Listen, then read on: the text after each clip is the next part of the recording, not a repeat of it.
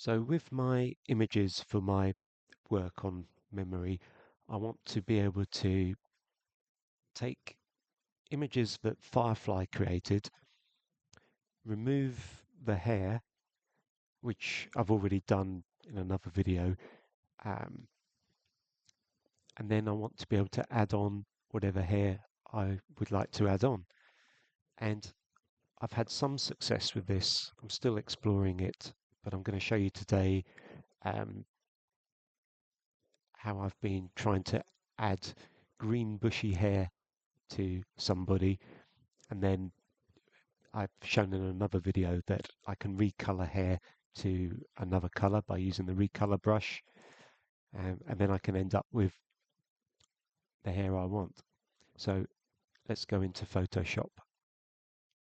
Okay, so I've got my person who I want to give the hair to. I'm going to use the lasso tool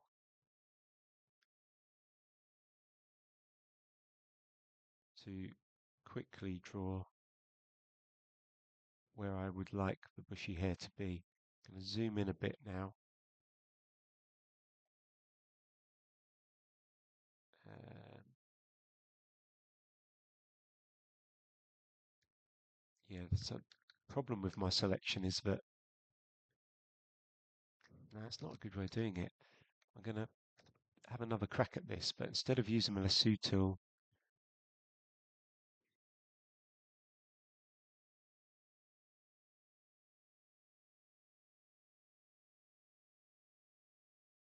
I'm going to use selection brush tool.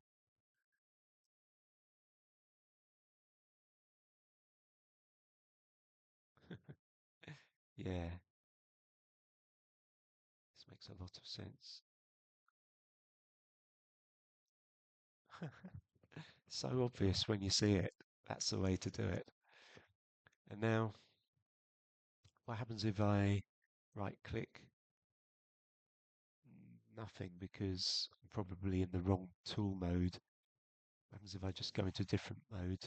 This rectangular mode. I've still got my selection. I'm going to right click, layer via cut. And before I do that, I just want to say that over here we've currently got two layers. Layer via cut. We've now got three layers. So making these ones invisible.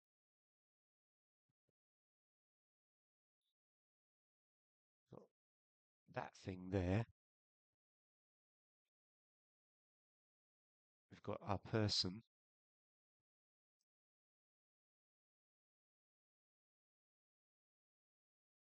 And we've got our green pattern.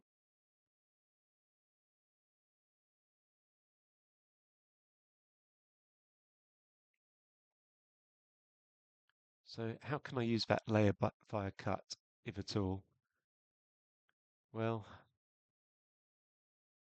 with it selected, I can do Control A. No.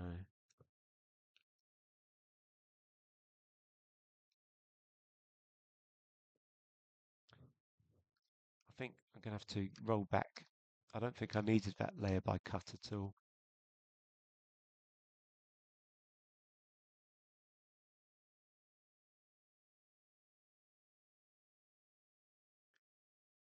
Anyway, I'm at this position where I've highlighted where I want the hair to be. I know that underneath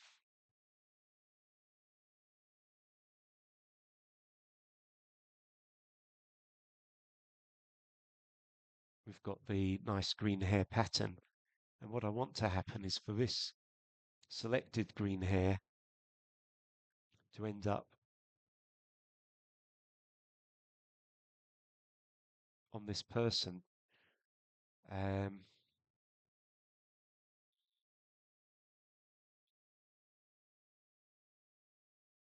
Layer masks. Let me click that.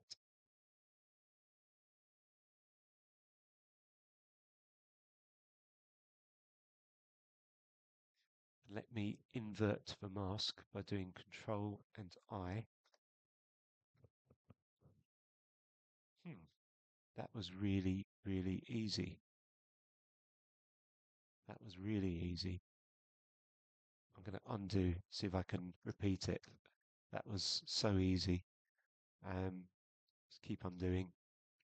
Okay, so I was at the point where I had my green background layer and this person. I went onto the selection brush tool and I drew some curly hair. Selection area. And then I wanted a layer to happen. So I went to where it says layers, and by default, it completely selects the wrong thing. I wanted it to select the hair shape that I'd drawn, but instead it's really interested in anything but what I selected. So I need a way to invert, and I used Control and I, but the other way to do it is to use this menu item, invert mask. Now what we've got are actually two layers. We've got the green hair that we always had. We've got this kind of transparency here where I could have any type of background image. Like if this background image was blue hair or pink hair, it would have the effect that this transparent area would become that color, which is very good. Now I can either do file export to save this as a PNG file, um, uh, lady green hair, I'll call it. Or I could click on this top layer here, right click and say flatten image. And that turns this into a single image that I could save using regular file save. I think that if I'd started off with the lower layer green hair being really fine and looking like it is stemming off of someone's forehead, I think that the substitution of it into the bushy hair shape would have looked good. What I really need to do is to spend time finding or creating good um, close up hair or good quality hair to be the fill image. And now I'm just going to finish off by talking about generative AI for hair. So I'm going to select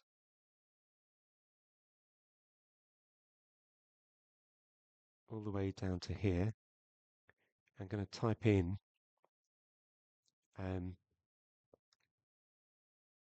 the person has green bushy hair. In fact, I'm going to say huge green bushy hair.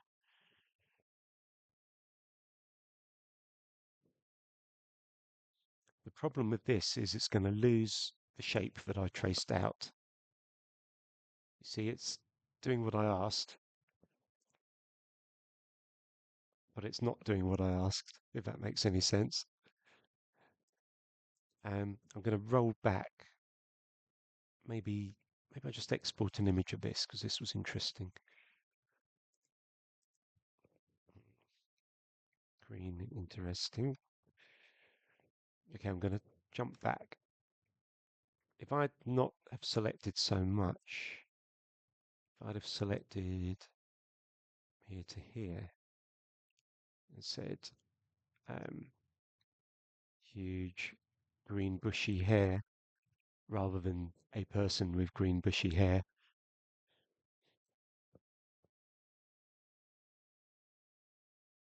and again we're going to lose my nice shape that I want to keep.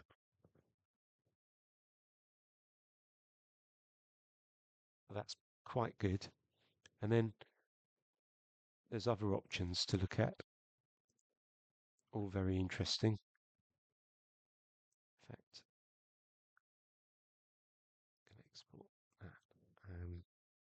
Hair 3, jump back,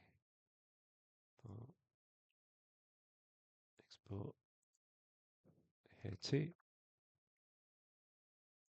File, Export, Hair 1. You probably noticed that the face itself has changed as a result of using the generative effect. Let's roll back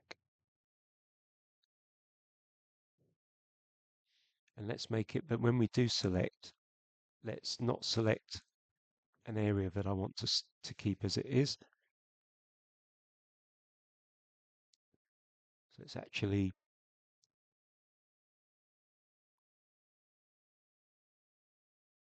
constrain it and then say a huge bushy green hairstyle. What's going to happen? Is it going to do something I can use? Is this face going to change at all? Let's keep a close look on the face. Face hasn't changed. Quite a few hairstyles there. None of which are what I wanted, but it's interesting. What I can do as a final compromise is I can use that brush again, selection brush tool, and I can select, make it a bit bigger, select around the rim,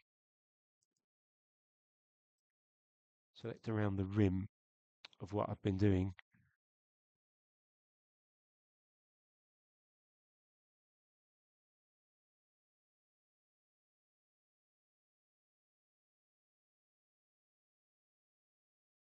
To try and get back to what I wanted. And then I suppose I could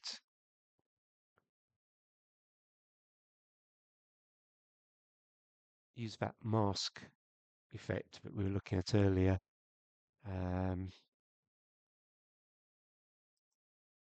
Layer mask.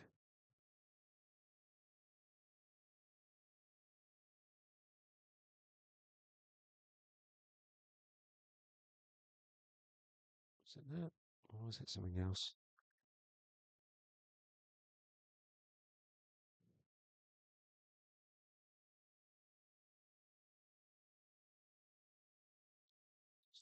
Look.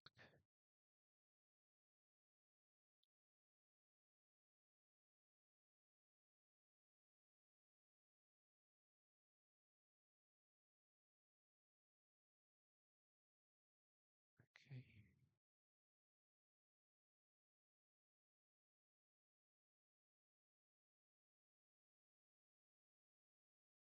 Deselect.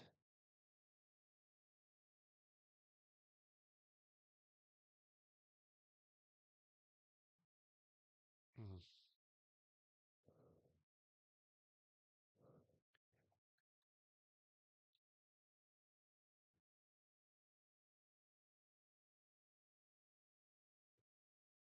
I think I've gone down a rabbit hole there.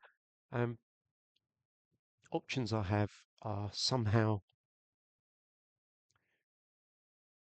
to use the lasso tool to trace the hair that I do want and remove the bit that I don't want.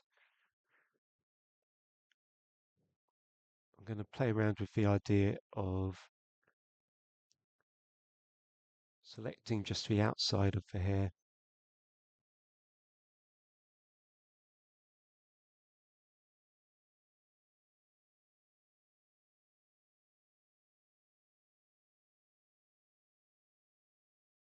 Using the generative bit to just say this is the outside, uh, this is the outer part of green bushy hair.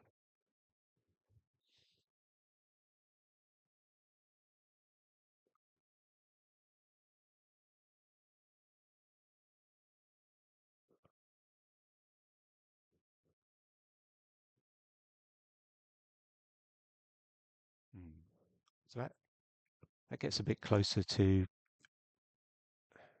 what I wanted. Another approach would be to right click this top layer, flatten everything, find the lasso,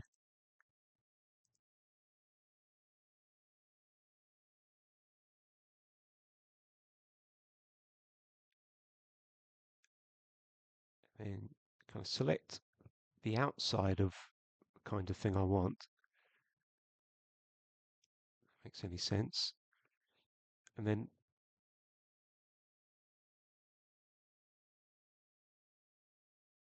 over here to go to that layer mask effect and invert it again.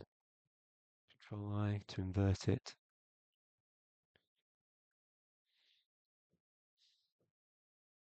And then I would just want the fill bucket and the color white for the, oh, I've got color white already. Let's see what that does.